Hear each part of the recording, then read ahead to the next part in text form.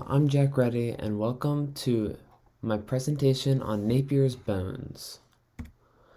Napier's bones were created by a guy named John Napier in 1550, back in 1550 in Merchiston Castle, Scotland. Very little is known about John Napier's childhood, and very little is known about his life in general. But one thing that they do know is that he got a very good education from a young age. He worked in warfare, religion, and most importantly, math. John Napier had various mathematical achievements, but the biggest among them was his book Per Virgulas Libri Duo. In the book, he wrote, John Napier explained his creation of logarithms, as well as many other mathematical advancements, such as Napier's bones. Although they might not look like a lot today, Napier's bones were an ingenious invention that allowed people to more efficiently and more accurately multiply big numbers. Let's do a couple questions with it. First, we'll do one that only uses, we only multiply it by 1. So first, you find your big number, like 123, and you find the white ones up here. Up here, they're conveniently in a row. So we'll zone in on these. Next, the number you're multiplying by, you find down on the red side.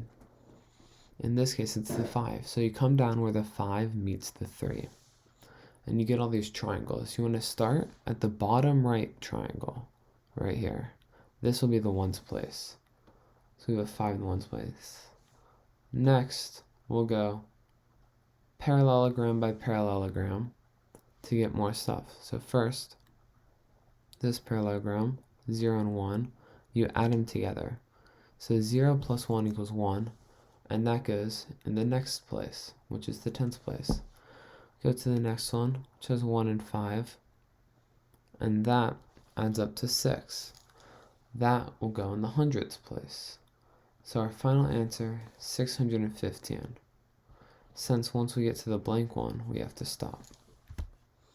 But when you do it 2 digits by 2 digits, it gets a little more difficult. We'll go with 24. So here's the 2. And here's the 4. But you see, there's no 23 in red. So we have to divide up 23 into 24 times 20 plus 24 times 3. So we can do the 3 right away since there's a 3 right here. So we come down to the 3, and over here we got the 4, and we have a 2 in the ones place. So we have a 2 right here. And though it might be hard to see, there is a parallelogram right here, the 6 and 1. So you add 6 and 1, and you get 7. So 74 times 3 equals 72. Add to this one. But there's no 20 on the board, right? So what we have to do is instead of times 20, we do 24 times 2, since 2 is on there. So the 2's right here.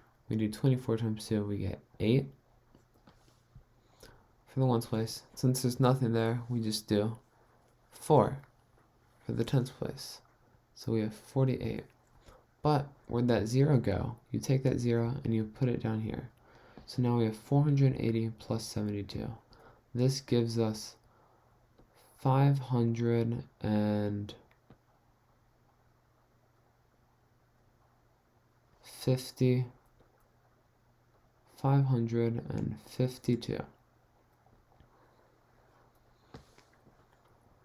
And that is our final answer for this one.